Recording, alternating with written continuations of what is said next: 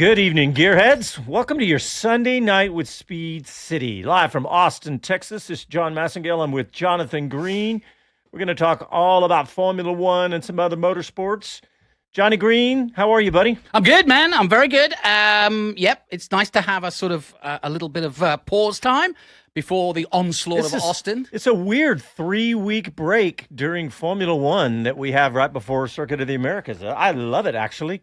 We can get stuff done between now and COTA. Well, it's kind of like the calm before a hurricane, though. Think about it. My sister said, hey, I'm going to come down and see the folks. I was like, she goes, but the cost of the flights is really expensive. I said, well, we have Georgia, Texas, the world of Formula One, fans of Sting, Eminem. Well, Georgia. Austin, Texas, baby. Georgia did their part by losing. Alabama did their part by going ahead of Texas in the polls. They're number one over Texas now. So Alabama did win. Yeah, they did, and they won big over Georgia. I tuned in; they were killing it. So. Well, I know. I tuned in, saw the score, tuned away, and then. So, in other words, it's not number one, number two, Texas, Georgia. It's going to be Texas number two, Georgia number five, or I don't know if you watched the Texas game, but they did a promo. They did a promo for that weekend. Oh, really? They included the Formula One. Yeah, one of the guys did a drive around the track and was saying how cool it was and how a football player. Yeah. Huh. Or one of the commentators, I can't remember, but they said, yeah, that was a hell of an experience. And the guy driving me around just didn't break a sweat. He was just chatting away, going through the S's, and I was freaking out. So they've teamed up because COTA did their promotion. Yeah. Where you can buy this, they call it the big weekend ticket. Yeah. Where your ticket includes Friday and Sunday. So in other words, they're saying Saturday go to the football game, but Friday come to practice and Sunday come to the Grand Prix. I do think people of a certain age, and I would include us in that, would probably like the idea of going to see Sting and then going to the game if they were, casual fan. Yeah. Because you can still come back Sunday for the race. True. I mean, you're going to miss the sprint race, but, it's Texas. It's just, the flights and hotels and everything are just...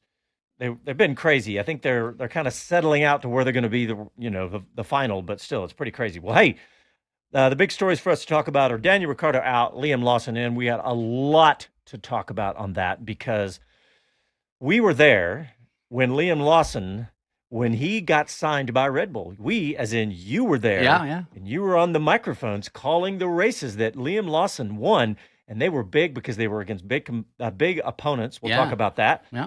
We'll talk about the Andretti story where Michael Andretti stepped down. The headline is Michael Andretti stepping down, and technically that's true. He's not stepping away or retiring, so we'll have more about that story. And we got lots of other little Formula One and a couple of other stories to talk about. Some MotoGP, just a little bit MotoGP, there. yeah, fine. I've just watched it. I do have a different take on where I was last week at Singapore. Now the dust has settled on the Ricciardo's decision. I, like everybody else, felt he was much maligned and it was just poorly done. Yes. But in a weird way, this whole week has been a tribute from all corners of the world, from Max all the way to journalists, to fellow competitors, to guys he's helped along the way. There's been a real, if you watch your social media feed, Ricciardo has been given almost obits. And so, in a weird way, I think the outrage that we all had at Singapore that he didn't get the send-off, and even the fastest lap was kind of like not really official, like, oh, did we intend that? Or, McLaren saying, oh, we're going to look into it. It was less about taste in your mouth is what I'm getting at. But this whole week has been some fantastic tributes, including Ricciardo himself saying, hey, it's been a great journey. Thanks for all the memories type thing. And so now, there really is some nice stuff out there on the internet thanking what has been one of the major guys, one of the hardest things in Formula One or of any sport, swimming, football, is to have a Peyton Manning-like character to your approach to what is a very serious and very expensive sport, both for Peyton Manning and in motorsport. We see the churlishness of Max Verstappen, and actually it's one of the few criticisms I have of him. I wish he could be more like Ricciardo and have some fun with it. Yeah. He is the world champion. He's starting to a little bit. A little bit. The press conferences were fun. He had Lando cracking up. But if you told Max to try to impersonate Daniel No, Ricciardo, you know what I mean? It's not him, though. But and there's very few characters like a Ricciardo that come along once in a blue moon. Absolutely. Well, I thought a lot about this because there's been so much about Daniel Ricciardo that's kind of like, he's at the end of his career, but we can't forget just how good Daniel Ricciardo was when he came in. I got some great stats for you because when he came into the league, I mean, he was into the league, into the series. In 2014, when he moved to Red Bull, he was arguably, as good as anybody in the sport back then because, he had a 12-year F1 career, but when he came in, he just stepped into across the garage from four-time champion Sebastian Vettel. Yep. He came in when they had just changed the power unit, so there was all of this disarray. Did he do Toro Rosso before he came? He did. Okay. He did Toro Rosso before. Did a couple of years of Toro Rosso before, but it was a not an easy situation to get thrown into. Mm-mm. But I love, you think of Daniel getting thrown into anything, and he's going to be easygoing and relaxed about it. But he basically asserted himself as the fastest driver then, across from Sebastian Vettel. Let's not forget that. Yep. So he got his first Grand Prix victory in the 7th round at Montreal, actually, and he finished third in the championship behind the two dominant Mercedes. You remember, this is the first year of the turbo hybrid era when Mercedes just ran away with the championship. Their car was head and shoulders above everybody else, and of course Daniel Ricciardo was third behind them. I'd forgotten he was at Toro Rosso, and he was with John-Eric Verne, who was gone on to be a fantastic driver. Yeah. So, and here's some other stats that you're going to like. Verstappen and Ricciardo were teammates together, right, between 2016 and 2018. So, right now we know where Max Verstappen is on the pedestal, right? He's by far the highest rated driver right now. Yep. And I think even Hamilton fans won't argue at least that right now he's rated there. So head to head, they had 3 years together, right? So during those 3 years, Ricciardo outscored Verstappen by 5 points. Now, did he really? Over 3 years. He also had a higher average season finish of 4.6 to Verstappen's 5.0. I mean, those are two pretty big stats to go against what will arguably go down as a Hall of Fame-ish driver like Max Verstappen. So, and you think about what happened next, right? So Ricciardo saw the writing on the wall. The momentum was with Max those last 2 seasons. He was outscored and finished lower than Max those last 2 seasons. Yeah, it wasn't a surprise to see him go. But it wasn't like he was being, demolished by Max. But in my mind, he decided he could have stayed at Red Bull and had a fantastic career, right? His stats would have been, he would have certainly had more wins, a lot more wins, because he only had, after Red Bull, he only had the win with McLaren. I'd have to bring up his stats again, but he had most of his wins with Red Bull. One with McLaren, yeah. Yes, one with McLaren. At Monza, yeah. He didn't have one with Renault, I don't believe. No, he didn't. So he only had one win outside of Red Bull. Well, think about this, though. He's going, I don't want to be a second fiddle. Mm-hmm. That's just, he pictured in his mind, when he was at Red Bull, he was thinking, I could be a world champion. And he's going, if I'm up against Max, the team has been showing, okay, we're going to give our number one support behind this driver. Yeah, they are. Yeah. And so he left. And they did. And they did, and he left. And he left because he wanted to leave. Yeah, and Helmut Marko made a comment, which is this week, saying that he reckons that he started losing his grip, as it were, on his, brilliance right after he left Red Bull. And he said he shouldn't have left Red Bull, but he was coaxed away to Renault by Cyril Attebol, who I know well. And when you look at Ricciardo's career, of course, Cyril Attebol and Renault, he was runner-up. He did 2 seasons of the Renault 3.5 series, and he also won in Formula Renault. So he had some good allegiance to Renault. He was a Renault guy as well. But it turned out to be a mistake because, as we know, that team actually since that time, since 13, has really not done anything. Gasly's had a win, Ocon's had a win, but really, Alpine have not really been the team to be in. A mistake to go to Renault, yes. Because remember at that point, they were saying things like, we're going to do what it takes to become a proper, manufacturer, constructor, and we're going to start winning races. So yes, it was a mistake. He was meant to be their savior.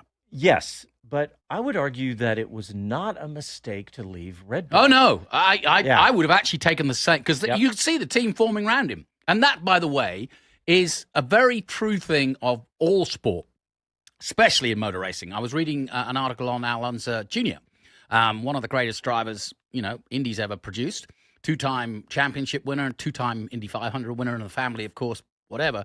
But everybody said, all his teammates to a man said, it was always his team. He had a personality that got the team around him. Verstappen has that. Ricciardo has that. You can't have two.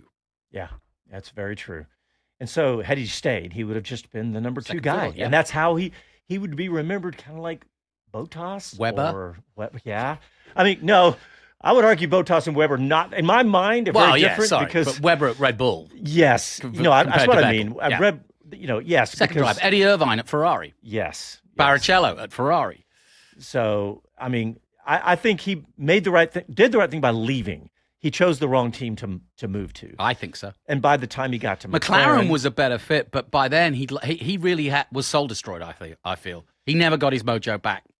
Yeah, and just think about how that what you describe as mojo is to a Formula One driver. Oh, Confidence is well, especially to everything. Daniel.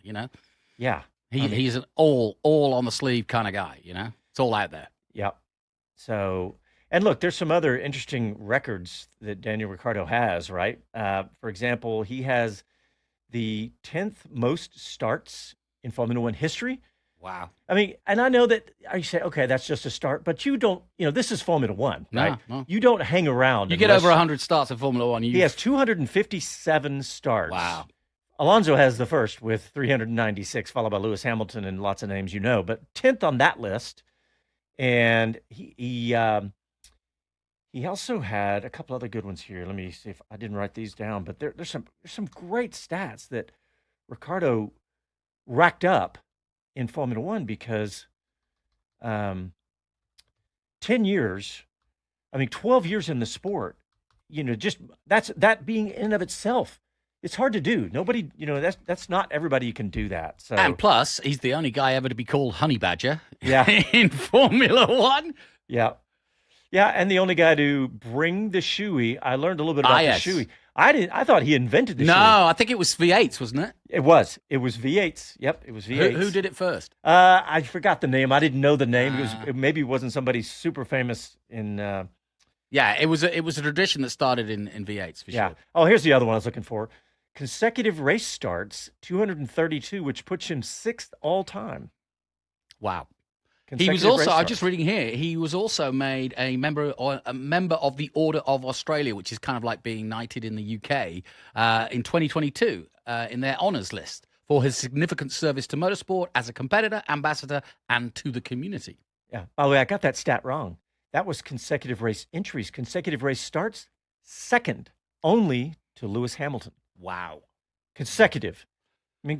That's a pretty big deal. He's also the only man to have worn a UT basketball shirt and a straw hat on the driver's parade. Yeah, and you have to, Casey will bring up the graphic, but we have to remember, I remember standing in Austin, I believe it was 21 or 22. I happened to be standing right at the beginning, right at the entrance to the paddock. Where When he rode in on a horse? When he rode in on a horse. And that was style. Yeah, that was I mean, pretty- if anybody else had even tried that, you'd have just gone, No, it wouldn't have worked. Wouldn't have worked. And if you look at that picture that Casey's putting up, if you look at it carefully, he looks like a true Texan. Yeah. He really does because, look, I'm born in Central Texas and grew up on a ranch, and I know what a real cowboy looks like, and he fit the part perfectly. I think Australia is our kindred spirits. And I do think, the geography of the two places, I think he's from Perth too, so he's from out there. Yeah. So, yeah, really just, the point of the reason I say all that is because, look, we all know that the Ricciardo you saw on Netflix, he was that person in person, in the paddock, smiling, engaging, joking. Yeah. And, that happy demeanor. Were it not for the way he left Formula One, he would be a fantastic pundit, like Rosberg is at the moment, and like Jensen Button is. Yeah, but the reason that I'm the reason I've mentioned that is because we can't forget that behind all of that is this fierce competitor because you don't get to where he got to in Formula One. That's the honey badger. Yeah. Exactly. That's the honey badger. Yeah. Well, look, we got to move on to the next part of this story because the next part of this story is Liam Lawson. Yeah. And this is really cool because I was digging up, I was reading an article, I think it was one of Chris Medlin's articles, and it talked about when Liam Lawson got into racing, motorsports, and how his career, how it ebbs and flows at the beginning, right? And the headline was, his parents sold the house, right? Yep. And I know you know his parents, so we'll get to that. Yeah. But when I dug down to the story and I saw that he got discovered by Helmut Marko in 2019 at the Toyota Racing Series, where you were calling the race. And Casey, we've got this Facebook post that it's just a couple of minutes here. It's a video by the Toyota Racing Series. Let's play this because this is you, Jonathan, commentating on Liam Lawson's win in the Toyota Racing Series. Through we come, the leaders. 1, 2, 3. Lawson in third, putting pressure on Armstrong. Not intimidated at all by the Ferrari Academy driver. Lawson, again, winding himself up towards the bus stop. Oh, they touched for a moment. There was a touch of the wheels, but somehow Armstrong makes it through. And Lawson has not come here as a rookie to make up the numbers. He wants to beat Armstrong. Again looks to the outside of the penultimate corner. Gets good drive. They're side by side as they head towards the last corner. Lawson's got to be careful here. He could be hung out to dry as Armstrong's just ahead, but Lawson keeps his foot in. They're side by side, a drag race to the bus stop, and no one's got a ticket. Lawson trying desperately to get through, and somehow he makes the pass. Brilliant racing by the youngster. Boy, that was bold, and Armstrong has to let him go into the bridge. Lawson, our flyer, very close indeed, and he's going for it. Yes! Oh, Lawson makes a textbook overtake on Lucas Auer to take the lead of race 3, the feature race. One more corner to go for the number 10 from M2 competition. A brilliant weekend for awesome Lawson as he will now lead the series going into round 2. Lawson takes the checkered flag. I don't really know what to say. I knew it was going to be difficult from third. I'm thankful that it rained, but it made it quite difficult as the track was drying. The tyres were getting really hot, and trying to cool them was becoming a problem. But the car was so good. It was really nice to drive. I really can't thank M2 enough. To win the Dorothy Smith Trophy, Kenny is a huge mentor to me. So it's really cool to do this. And just to put some context in there, the Dorothy Smith Memorial Trophy was the sister of Kenny Smith, who in his current 80s is still racing single-seaters and was in the Grand Prix last year. But he was a mentor of Lawson's growing up. And so when the little fellow would come to the track, he'd go and hang out with Kenny and learn some stuff from the great man. And Kenny, has been racing the Grand Prix. I think he's done over 50 Grand Prix. That's funny. Well, look, after that race, absolutely. As when because Helmut Marko was not there to see Liam Lawson, was he? No. Well, Helmut Marko wasn't there, but he was tuning in, and we knew why he was tuning in. He was tuning in to see Lucas Auer, who was a Red Bull junior, Lucas Auer, nephew of Gerhard Berger. So this is some big kid from Austria. So, of course, Helmut Marko's interested in, and Lucas Auer has gone on to make a great career. He's a sports car driver now. But Lucas, at the time, was on his way to Formula One and had already been put into the Red Bull driver program. So the only reason Marko was tuning in was to see how his boy Lucas was getting on. And he had it handed to him in the first weekend. So Liam can thank your enthusiasm for his amazing. But look, if you watch did you see that pass in the wet? I know. By the way, he won that race by 10 seconds. Wow. And we'd never seen. And here's the funny thing. I go there every year, right? Well, the year before that you saw, he was too young. He wasn't old enough. His birthday is February 11th. I know this because mine's February 20th. But the reason that is significant is so the championship starts January 11th and finishes on February 10th or 11th, roughly. So he missed it by 1 day. Oh, wow. So Yeah. for the 2018 series, he was there at every race, and I kept seeing him and going, have I missed a drive? You know what I mean? Because he stood out like a young Michael Hawthorne with the big blonde hair, and but he, a short guy, and you think, Did he have a backwards baseball cap on back then too? Because he still wears his Yeah. backwards baseball cap. Yeah. But I could tell he was a racing driver. I just didn't know who he was, and I thought I'd messed up because I kept seeing him, but not in overalls, and it was because he couldn't race. Yeah. By the way, I was looking at all the 2019 Toyota Racing Series photos, and you were all in the background of a bunch of them with your phone taking pictures. But so Helmut Marko was watching him. Oh yeah, and at Ferrari Academy, we were watching Armstrong. Yeah. And Helmut Marko signed him to a contract on his birthday just a few days after that race. It was the Monday afterwards. Yeah. And signed him to a Red Bull contract. Wow. Unbelievable. And actually, I remember at the time, and it's funny because there's a stigma in New Zealand about their young talent. And I'm going to tell you about another young talent coming through. But there's a stigma that goes all the way back almost to Chris Amon, most unluckiest man in Formula One, right? Yeah. But more modern, Brendan Hartley was the first ever winner of the Toyota Racing Series race, first race winner.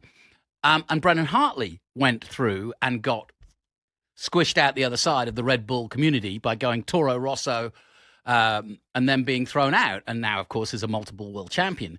But a lot of the fear about signing for the Red Bull Junior team, if you sign for the Red Bull Junior team, it's a great thing to put on your resume, but it doesn't mean you're going to get to Formula One. And my fear was, because there was, at the time of that signing, my fear was that he may have made a mistake because of how Red Bull were seen as the glamorous team. And I knew back then that there was a bunch of Red Bull juniors who he was now joining, and whether he would ever make it to Formula One was touch and go, which is why I've been so strong this season about saying, no, he's got to get that chance, because that was his one and only chance to get in. Otherwise, he would have become a free agent, and the only job left for him there was Sauber. Well, I want to play one more clip, and this is you interviewing Liam Lawson right after that win in 2019. Let's hear that. Okay, Speed City fans, I'm with the first winner of the 2019 Castrol Toyota Racing Series, and he's from New Zealand. His name, Liam Lawson. Congratulations. He started from the front row, so it's a good place to start, but from there on in, you didn't look back.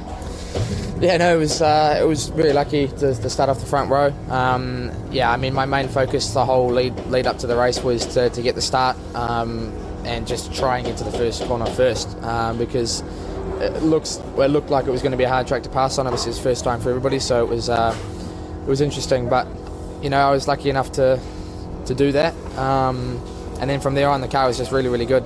Every lap the car was getting better, balance-wise, we're getting better and better, and I just had to drive around the car. The team gave me an awesome car to drive, so it was a pretty cool experience. Obviously, I've been wanting to do the series for a lot of years now. Last year, I just missed out, so it was really frustrating watching, but it's definitely worth the wait to now finally get it done. I mean, I know this was the plan, but, I mean, you must be pitching yourself. I mean, that was a dream start. I mean, you didn't just win. You got fastest lap on 6, 7, 8, and 9. What was going on inside the cockpit? Yeah, I mean, it's. I was hoping to do something like this. I wasn't expecting it for sure. It was. I was hoping for at least to try and fight for podiums at the start. So yeah, as soon as we got the start, it was just the car was just so good. So sitting fastest lap was just down to the car, I think. And also beating the likes of Marcus and Lucas Auer, two very established international drivers. That's got to fill you with confidence for the next 5 weeks. Yeah, it definitely does. I mean, I was hugely nervous before the race to go up against Marcus. It's his third season, so he's got a lot of experience in this car. I knew it was going to be really, really tough to try and compete with him, and same with Lucas, and also Hyman. I mean, he's been racing in like GP3 and stuff like that. So it's I was definitely very nervous, but it's nice to get the first one out of the way, and hopefully we can carry on with some more. Friends and family here to celebrate with you? Yeah, my parents have come down, and some of my sponsors and friends have come down. So it's it's really, really cool to have them here watching. It's got to be pretty surreal for a 16-year-old Kiwi, because you grow up racing here, everybody knows you. I was talking to a girl in the cafe who said, I've known him since he was a little boy, and they were all watching. But, you're obviously not aware of that, but it must be pretty weird that now you're on an international stage, but you're still here at home. Yeah, that's why it's so cool to have a series like this in New Zealand. Racing overseas this year has been awesome, but it's a huge learning curve. So it's really nice to come back home and have the support from home. It was hugely emotional to win a race in New Zealand like this. So it's really, really cool. Now you got to keep it up. What have you and your engineer been cooking up for tomorrow and the feature race and race 2? So far we've only gone through a little bit of balance of what the car was like, but we'll go do podium and then we'll sit down later on tonight and really go through the details to focus on going a bit quicker. Obviously, the race pace was really good, which is good, but we still had a little bit of fun in quali, so we'll go more deep into that tonight. But super happy. And for our fans in the USA, it might be the first time they've heard your name, so give us some social or places to find you so we can start to follow you. Obviously Instagram, Facebook, it's just Liam Lawson. Other than that, I'm not really sure. Hey, you don't need it. We'll find you. Congratulations, Liam Lawson, on your first win here in the Toyota Racing Series. Thank you so much. Appreciate it. And if you can do one more thing for me, can you just say, hey, I'm Liam Lawson and you're listening to Speed City. Yeah. Ready? Yeah. I'm Liam Lawson and you're listening to Speed City. Perfect. Awesome. Thank you Good so job. much. Oh, mate. When's the podium? I'll come up and enjoy it with you. All right, I'll come with you. I let the rest of that interview go because I thought it was cool. But you can tell by both my energy with him, my questions to him. That I wasn't holding back. What are you doing, engineer, cooking up? I was asking him questions I would ask a Formula One driver, but he was 16 and he was on it. And I walked away from that going, I remember you sending you this interview. Go, I found someone. I know, dude. There's been a handful of times when I get the emails. Lando Norris. Yep. Stroll. Yep. Lando Norris, Stroll. Who else? Liam Lawson. There was a few others over the years. He mentioned Raoul Hyman, who went on to win the American FR Championship. Yep. So yes, some big names in that. But anyway, I thought that was it's just a glimpse into a 16-year-old. Yeah. And that really was the start. And that was at the middle of the weekend as well. And you know what the real lesson is here? Just make sure you're listening to Speed City. There you go. You want to know who the next Formula One driver is going to be. All right, I'll be heading there in January, so we'll find another one for you. All right, well, coming up after this, we're going to talk about the Andretti story a little bit. We're going to talk a little bit about MotoGP and some more Formula One stories back after this. All right, we're still live on YouTube. Let's see what's going on our audience over there. are chomping at the bit for a bit of Andretti, and also they agree with us that it was badly handled. Yes. Somebody put there's no PR at Red Bull, and I would actually say that they are gun shy at Red Bull from what's happened this season. Yeah, they are. Yeah. I mean, I wouldn't want to be the head of PR with the Horner stuff. Yeah. Yes. So I wonder with the Riccardo thing that they were frightened how to deal with it without upsetting anybody. Yeah. They're like, we're just not going to deal with it. Well, almost. They kind of left it in limbo. They left Riccardo out there to answer questions, didn't they? Nobody from Red Bull said anything, except Horner saying, we'll talk about it after Singapore. Andy P. brought up a really good point. He says, I'm bummed the move came before Austin. That would have been the appropriate place for Daniel Ricciardo to call it quits. Yes. How much and you and I were talking yesterday to a potential Speed City intern. And we were talking to her about, and she said, I guess Daniel will be here. And I was like, yes. And then I thought, maybe not. In fact, if I had to bet on it. Did you send him a check? No, we'll see if we get him on the show. Offer him he'll come for a petty ride in a NASCAR. Right, here we go.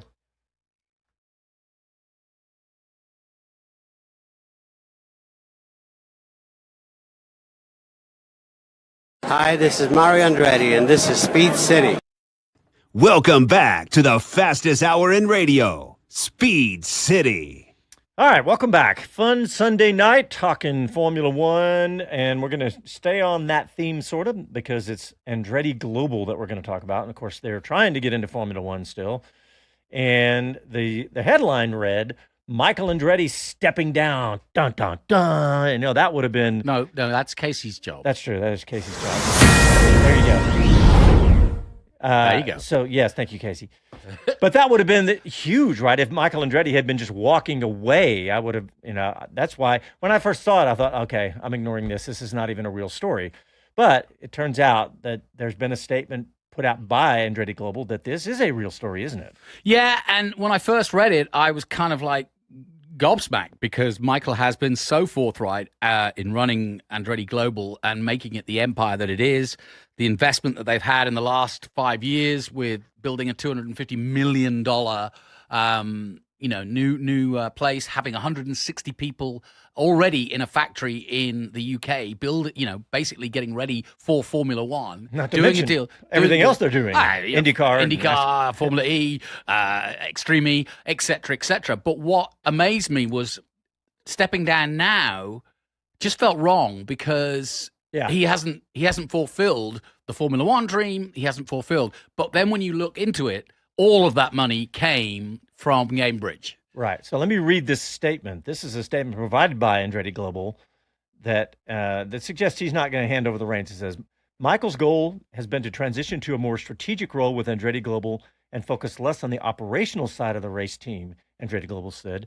Michael and Dan Tauris have been working closely on developing this new structure, one which Michael is excited to see take shape under Dan's guidance. Michael remains engaged and will continue to serve as a strategic advisor and key ambassador. We'll have more to share in the coming weeks after Michael and Dan have had an opportunity to speak to the team. So Dan Tauris, of course, with Cambridge and with Group 101 or 1001. 1001, which is the same. It's an insurance company. The problem is when the guy who foots the bill, as my dad always says, the guy who has the goal makes the rules. Yeah. And it's kind of true. It's called the golden rule. It is called the golden rule. And there's a reason for that. And so the point is he had ensconced himself within Andretti Global and has done for many years now. And there are other drivers like Marcus Ericsson as well. I mean, they are big now. They also sponsor Indy events. So... and I think they're obviously gung-ho. They're the money again behind the Formula One project. So and behind Colton Herta, et cetera. So there was rumors of Colton Herta would arrive in Formula One with 30 million in his back pocket from Troas, from Cambridge. Yep. So that leaves Michael kind of I mean, as a CEO, as he's even the owner with the name. You don't really have a lot of room in the boardroom when that's the situation. Yeah, you've got to kind of kowtow to the guy paying for it, bankrolling it all. But I actually like that. I don't think this makes it a lesser opportunity for them to do things, including go to Formula One, because I think if you can find the right people to run the operation and have Michael with the Andretti name being the strategic guy behind this and having other meetings. And not missing emails. Example. I was about to say, can I put out a vicious theory, rumor? Absolutely, that's what we do. We might need another headline thing. Could it be that the whole Formula One thing, the Andrettis, Michael and Mario, with going to Congress and now with them, looking into the monopolies, not the monopolies, but they went to Congress and said, that this was unfairly treating the Andrettis and all the rest of it. And that Formula One, if you remember, we heard at Miami not over my dead body, but you'll never get into Formula One while I'm here, was heard from FI, right? Yeah. So could this be a technical move to say, okay, you're not dealing with the Andrettis now. Yes, it's called Andretti Global, but you're dealing with me, a very wealthy man who has a lot of money and wants to be in Formula One with GM. I think that's a very reasonable rumor to start. Thank you. No, but seriously, you're saying it could be, couldn't it? Yeah. It makes a lot of sense. And I think the Mario thing with Congress was, I thought, a slice too far, because you start involved with the American government in Formula One, which is it's an American company now. But my point is, it's a British sport still in many ways. And F1's headquarters are in the UK.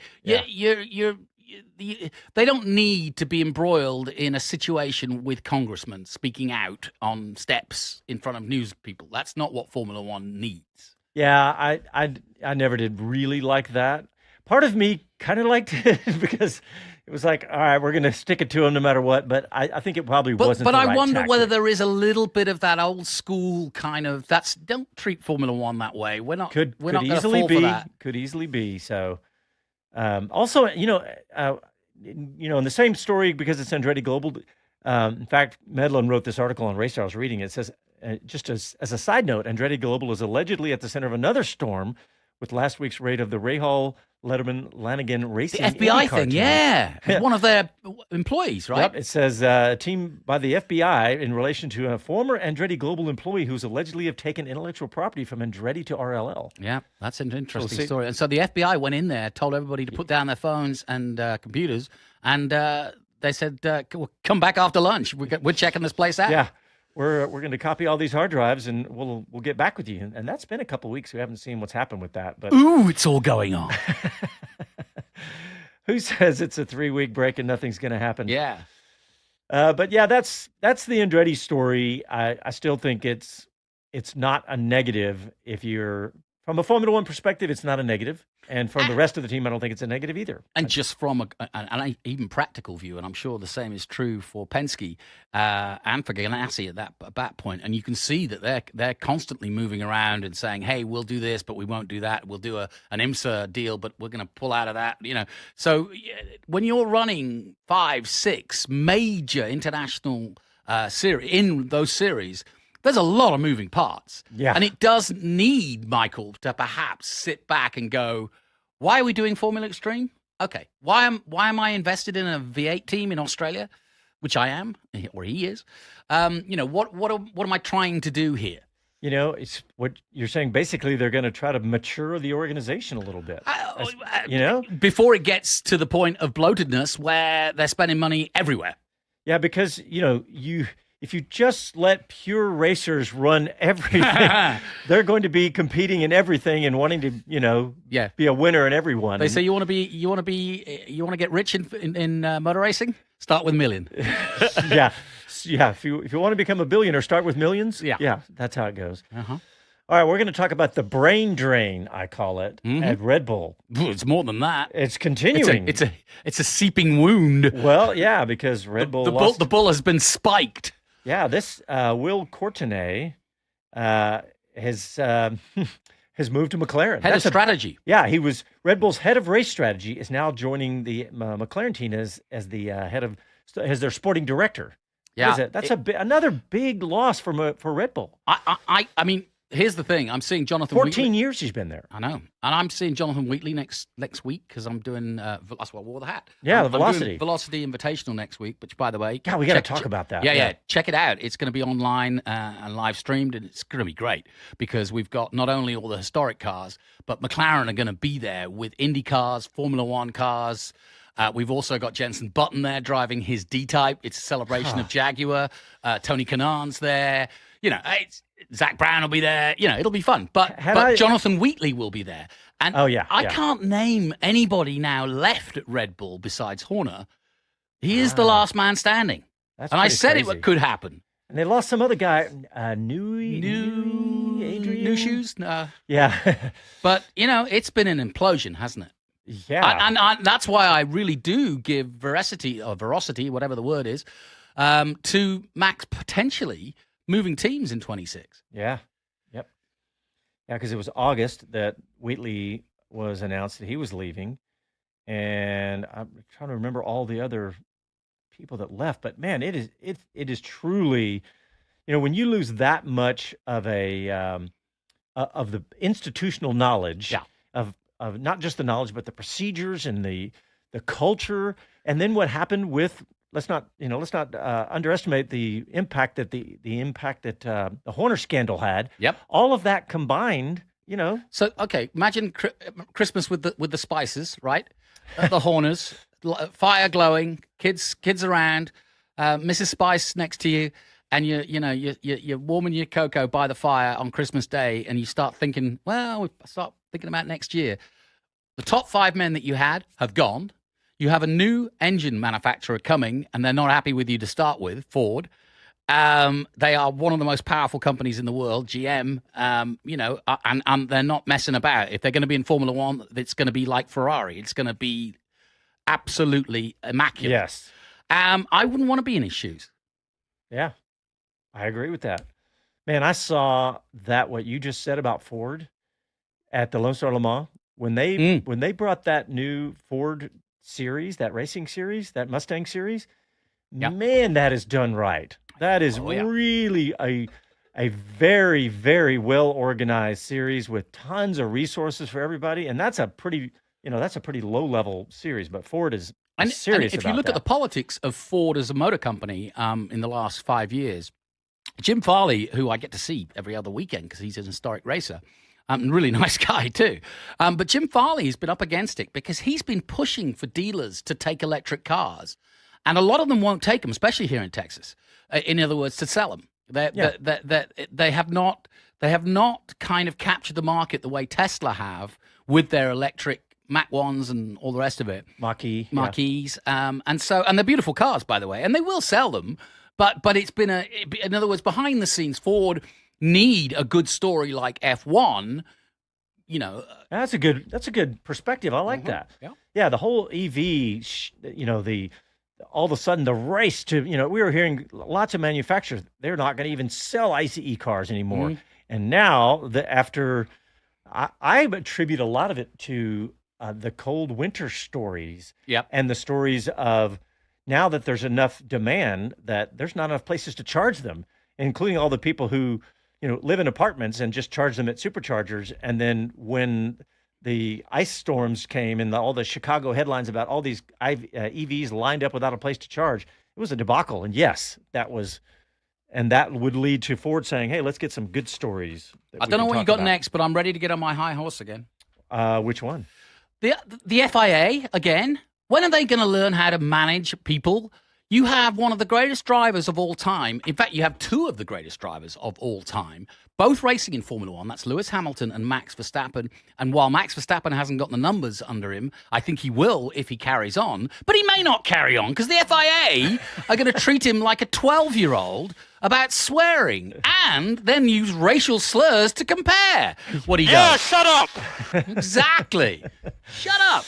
Yeah. No, badly handled, and everybody on the internet is agreeing with us. Oh, yeah. That one was handled. universally panned by literally everyone. Okay, maybe a few overly puritanical people that said we can't use swear words ever. I'm like, okay, it's just going to happen.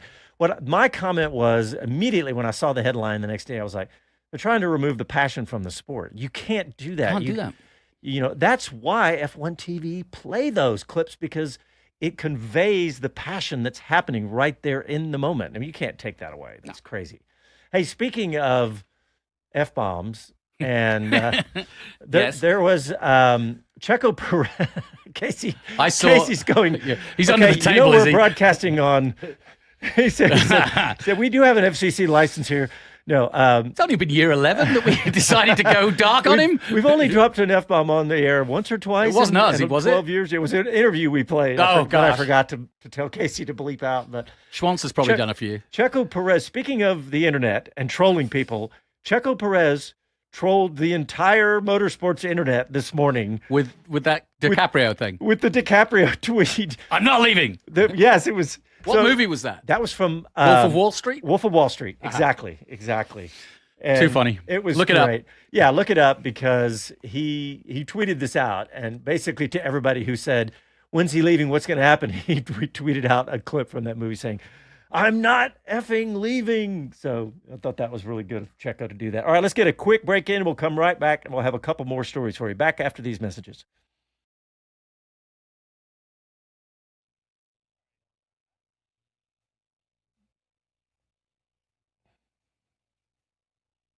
All right, let's see what's going on YouTube. They're calling it Sweargate. Sweargate, yeah. Sweargate. And now evidently Alonso's involved. Hey, which one of you peeps are coming to Austin this year? I know Kevin Kelly is, and I know who else? Somebody emailed me. I forgot he hit the website asking about radio, because Bob's coming, right? Pardon? Bob's coming, right? Bob's coming. Bob Marshall will be here. Good, of course, and we'll probably have O'Neill in the booth more than likely. That'd be good. And now what a year he's had. I want to get him on the show. I know. We were texting him saying, hey, we're talking about Dave O'Neill, who former head of HAAS F1, now running Juncos racing in Indy. And they've had a hell of a season. Man, what a move to secure the $1 million bonus. Getting Connor Daly in. Again, another friend of the show. I told Dave to take as much credit for that as possible. I told him to sign Connor up. We all did. We were all texting him as soon as that happened, going, get Connor, and he did. Well, I just love it. It's like Kirk, we talk about Lawson. All right, coming back.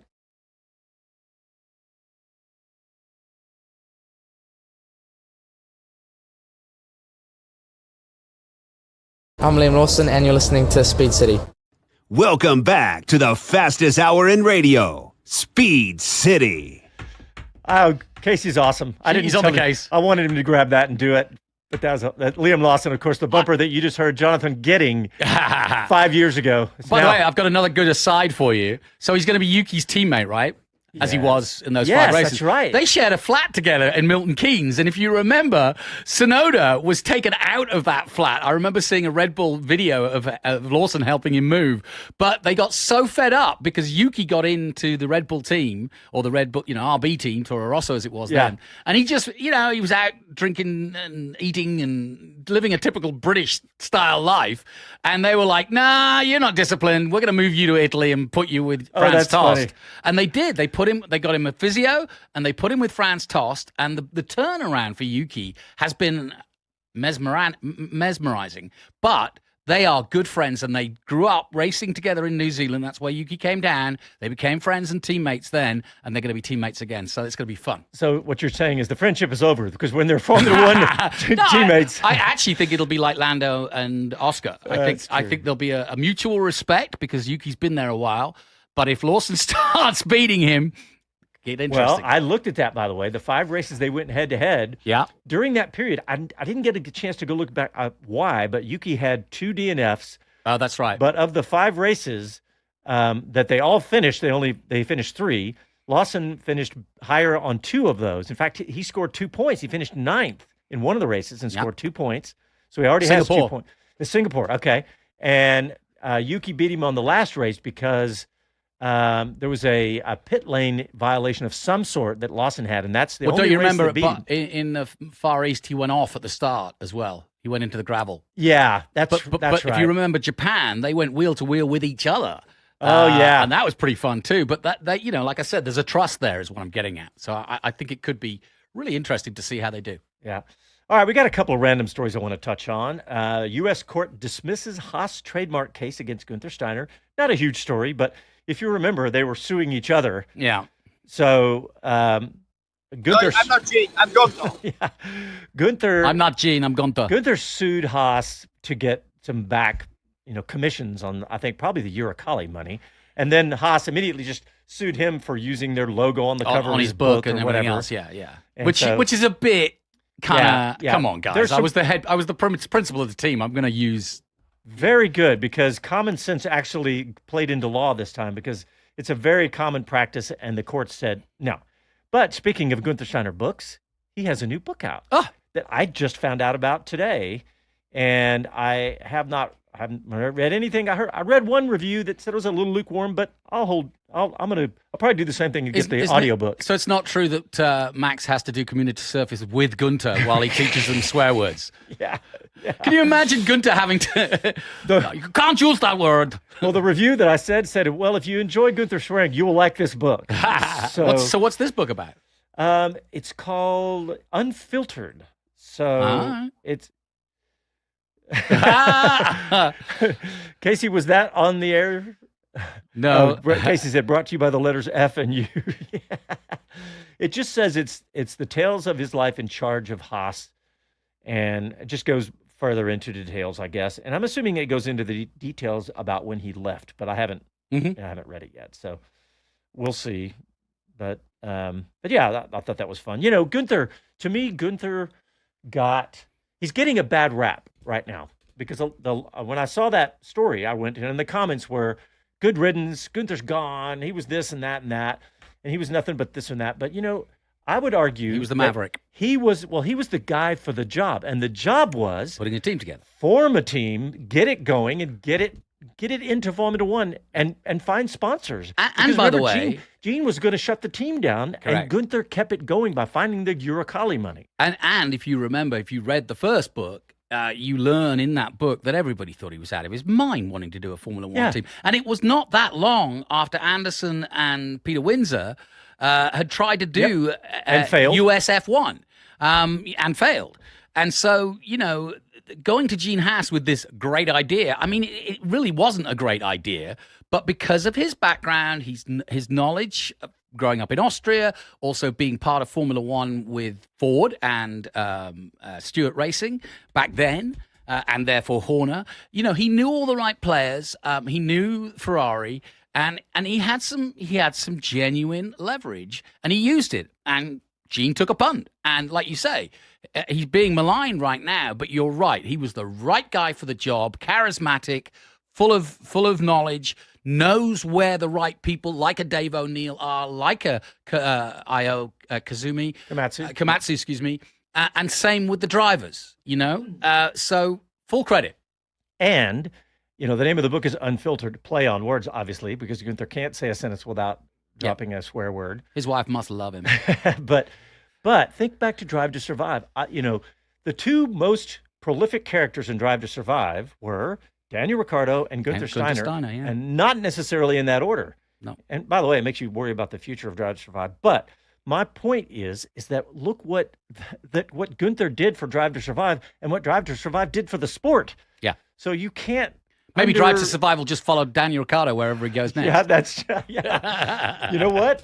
It's not a bad idea. Yeah. Another idea that I won't get paid for. If you're listening, I'm sure the Drive to Survive producers are tuning in. But yeah, I mean, you can't downplay what Guenther Steiner has done for F1, obviously for the Haas F1 team. And he hasn't landed yet either. I mean, he's done a bit of media. He's doing Austrian TV, German TV. He's doing F1 TV. He does the post-race interviews. He's written another book. He's just kind of free falling at the moment. He's having a good time. Hey, I missed something when we were talking about Daniel Ricciardo and the way he left the sport, how we said, oh, that was bad and it was poorly handled. The one thing that I thought was very well handled was when the RB team said, put on your soft tires and go out of the sport with the fastest lap. I love just that aspect of it, right? That they said, we're going to gift this to you and say, you get to go get the fastest lap for the day on your final race. And, we were watching that intensely, as we always do, but neither of us kind of worked it out. Because when we first heard about it, we were wondering why Perez didn't come in, but he was holding 10th position, which meant he had a point. So they couldn't bring Perez in and do it. So you've just transitioned into, we've only got 3 minutes left in the show, but I want to get your opinion on something in that is, yes, it was great for Daniel, and I think nobody really complained about it. The other, you heard Zach Brown mumble a little bit about it by taking the point. But it was a gift to Daniel Ricciardo. But the question to you is, do we need the fastest lap point? It's pathetic. It's a waste of time. And they've been hoisted by their own petard. Tell me how you really feel. It's rubbish!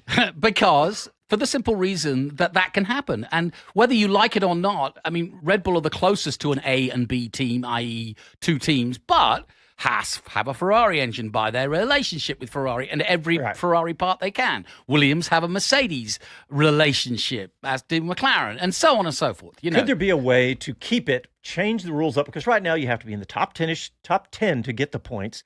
But if they're, as we found out, that's stupid anyway. Whoever gets the fastest lap should get the fastest lap and get a point. Well, so if there's no way around it, I agree with you. I hadn't really thought about it. In fact, I think in the past I said I liked the idea of it, but I don't like it. Okay, I just watched MotoGP.